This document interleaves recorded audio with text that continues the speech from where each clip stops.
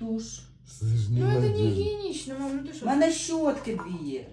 Я вже почала збирати собі косметику. Слышь, девчонки, скиньтесь мне на расческу.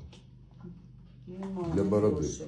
А то ваши какие-то вечно в волосах каких-то. Спасибо, это говнище ты мне отдаешь. Ну, Та ладно, що ж це це твориться, говнище. Соня? Що це твориться? І це говнище твоє. І це твоє. Кстати, в мене реально нема нічого.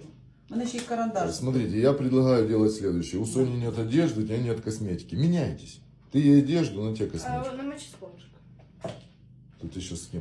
Это я собі. Со мной? Тобі треба цей карандаш?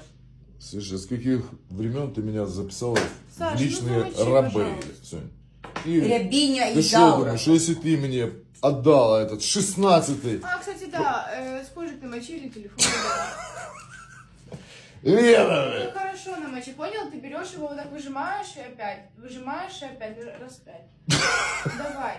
Лена, она только что твои действия описала. Саш. Да, я Лен. подумаю, що це. Да!